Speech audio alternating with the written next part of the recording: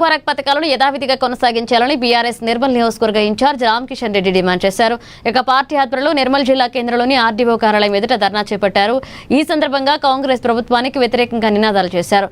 పేదలపై భారం పడకుండా కేసీఆర్ కళ్యాణ లక్ష్మి, షాదీ ముబారక్ పథకాలను ప్రవేశపెట్టారన్నారు. కానీ కాంగ్రెస్ ప్రభుత్వం వీటిని రద్దు చేసే కుట్ర పన్నుతోందని ఆరోపించారు.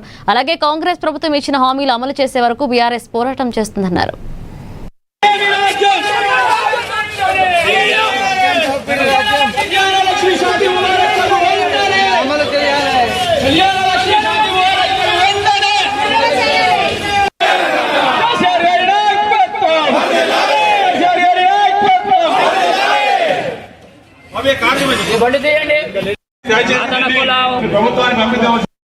మరి 10 సంవత్సరాల ప్రభుత్వంలో ఎన్నో పథకాలు అమలు చేసినటువంటి గనుడు కేసీఆర్ గారు.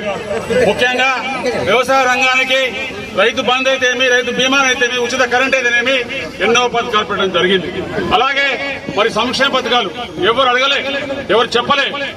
ప్రతి పేదింటి ఆడబిడ్డకు మేనమామలాగా 1,116 రూపాయలు కట్నంగా ఇచ్చేవాడు. మరి అలాంటి వ్యక్తికి ఈ రోజు ఎన్నికల్లో అబద్దాలు చెప్పి మేము తులం బంగారం ఇస్తామని చెప్పి అబద్దమైనటువంటి రేవంత్ రెడ్డి ప్రభుత్వాన్ని తక్షణమే ఈ తులం బంగారంతో పాటు కళ్యాణ లక్ష్మి చెక్కులు కూడా వెంటనే ఇవ్వాలని చెప్పేసి మేము డిమాండ్ చేస్తున్నాం. అలాగే మహిళా సోదరులు చాలా మంది ఎదురు చూస్తున్నారు.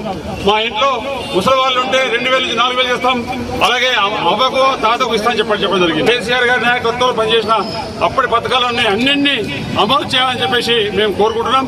ఈ రోజు రేవంత్ రెడ్డి గారు ఏ ఒక్క పథకాన్ని ఆపినా తప్పకుండా ఇది ఉద్యమం మొదలైంది. ఇంకా ప్రజా ఉద్యమం పెద్ద ఎత్తున జరుగుతుందని చెప్పేసి తెలియజేసుకుంటాం.